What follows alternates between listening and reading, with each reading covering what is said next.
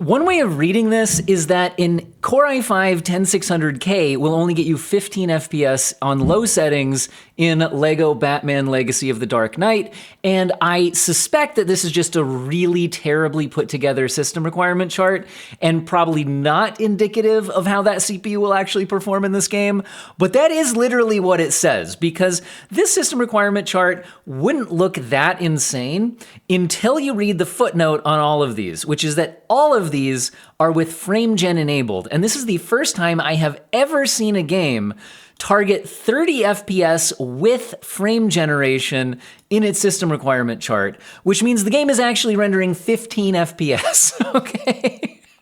Which is absolute insanity. It's also targeting 60 FPS with frame generation. So another way of reading the system requirement chart is that a CPU like a 12700 or a Ryzen 7 5800X can only get you 30 FPS in this game. And actually that's kind of the same thing for the 14700K or Ryzen 7 9700X, because if you can only hit 60 FPS with frame gen enabled, then that means that you're actually rendering the game at closer to 30 FPS. Now frame gen has some overhead, so really it'd probably be like you're running at maybe 35 to 40 FPS, and then you kick on frame gen, which has some overhead, drops you to 30, and then the frame gen doubles it back to 60. And same thing where it'd be really like for the 30 FPS target, you're probably running the game at something like 20 FPS, and then, frame gen has some overhead, gets you down to 15, and then it doubles it.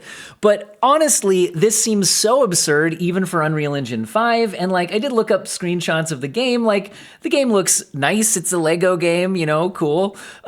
So Unreal Engine 5 Lego game, nothing to complain about with the graphics for Lego game or anything like that.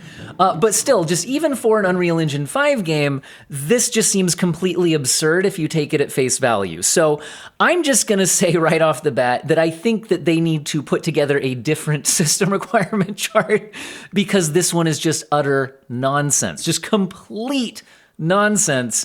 If this is actually indicative of the performance, then this would be, at least on the CPU side of things, the worst optimized game I have ever seen in my life. Because if a 10600K can only get you 15 FPS and requires frame gen to hit 30 FPS, which is what this literally says if you take it at face value, then that is just disastrously bad. But then when you look at this in further detail, there's more indications that this is just a very, very poorly put together chart. Like, for example, pairing a 10600K i5 with the Ryzen 5 1600, which in gaming performance are just completely different generations.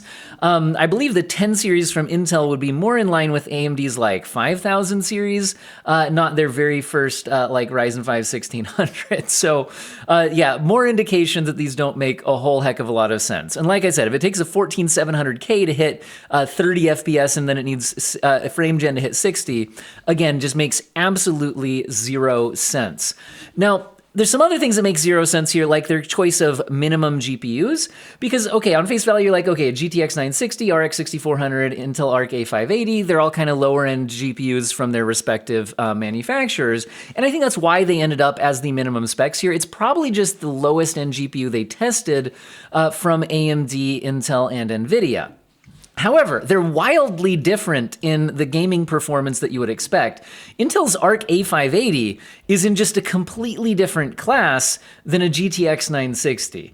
If we go to something like the Tech Power Up relative GPU performance chart, we can see that the GTX 960, if I set that as the baseline, I'm going to have to scroll up quite a ways to get to the RX 6400, which is generally 32% more powerful.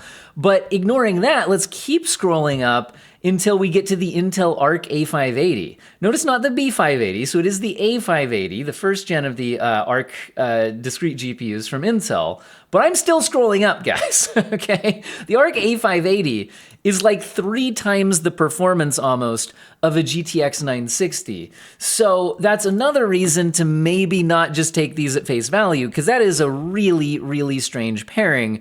And so I would say that my best guess is that these are just the lowest end GPU from each manufacturer that they tested, and these are just the Intel and AMD CPUs that they tested when paired with low-end GPUs, and that they just then, I guess, were playing at 1080p with FSR or XeSS unbalanced and with FrameGen enabled.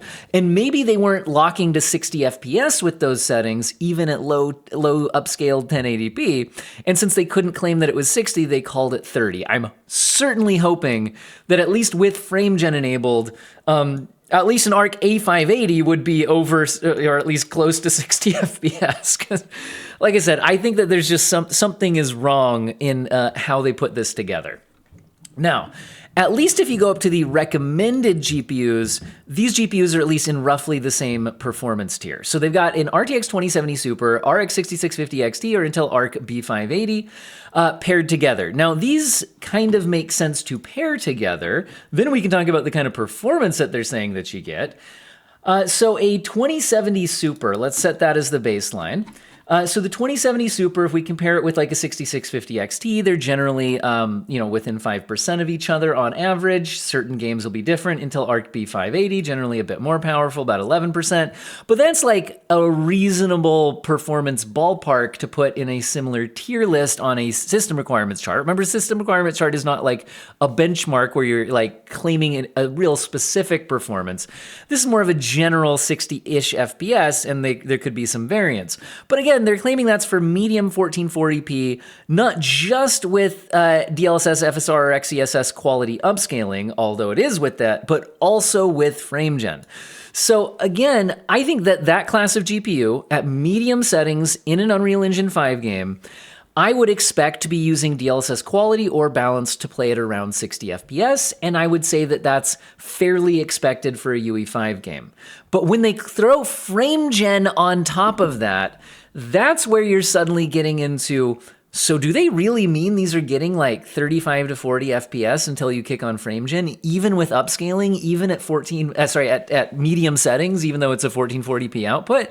Because that would be pretty crazy low. I'm hoping that really these are getting well over 60 FPS with FrameGen activated, and that it's more like maybe they're just without FrameGen, maybe they don't quite hold the 60 FPS average. Maybe these are averaging like 50 to 55 FPS without FrameGen if you're using DLSS quality, and then maybe the FrameGen just kind of pushes it over that last bit so you're consistently over 60. If that's what this means, then that's much less concerning from the overall performance that this is indicating. But if you take this at face value, it's really only telling you that you'd be getting a little over 30 FPS with these GPUs at medium settings with upscaling, albeit on a 1440p output.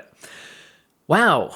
Anyway, now how about 4K? Let's talk about that. So they're pairing up a RTX 4070 and a 9070 XT. So first we could talk about whether or not that makes sense. So we can scroll on up. Maybe you'll spot your GPU along the way if you're wondering how you factor into all of this. So here's a 4070. It wasn't the Super or the Ti, right? Let me double check. Yeah, so 4070 baseline. And we are going to set that as 100%. Now let's scroll up until we get to the 9070 XT. So how much more powerful is a 9070 XT on average? About 37%. So that is a pretty considerable performance gap. It would have made more sense to pair a 9070 XT with the 5070 Ti or a 4070 Ti Super or a 3090 Ti even. Those would be more of the performance class. Maybe even something like a 4080. Those would be what you would expect to pair together if you're targeting 9070 XT performance. Now, if you're talking about 4070 levels of performance, then it would have made more sense to pair it with an AMD GPU like a 7800 XT, a 7900 GRE. Even the 9070 non-XT version is less of a complete mismatch, although still kind of indicating different sorts of tiers.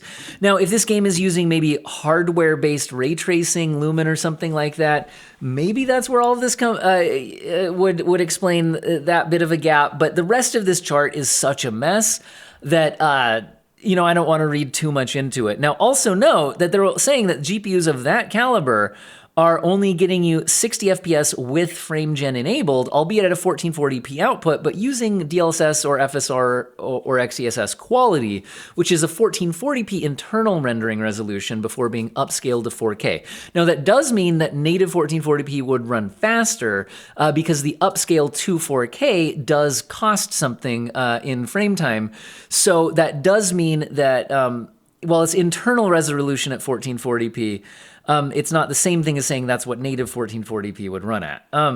Anyway, so yeah, I guess they're saying that using DLSS quality on a 4070 with a 1440, with a 4K output, you're getting near 30 FPS and that you'll need FrameGen to get to 60, which would be insanely low performance. And like I already mentioned at the beginning, a 14700K CPU or Ryzen 7 9700X to get like 30-ish FPS and then need FrameGen to hit 60 would be absurd. So I think that none of this makes any sense. So I think that this is just a disastrously put together PC system requirement chart that probably is not indicative of how the game will actually perform. But then again, you never know. Maybe it's just an optimization nightmare, and that's just what we get. And why is it not letting me skip out of this random video? I'm trying to scroll through the the screenshots on Steam. But anyway, game comes out on May 22nd, so maybe we could find out. Let me know, are you guys actually interested in me benchmarking this game and finding out if it's that bad? I'm not sure how much interest there is on my channel in benchmarking Lego Batman, so maybe let me know. I hope all of you found the video useful and or interesting, and have an excellent day.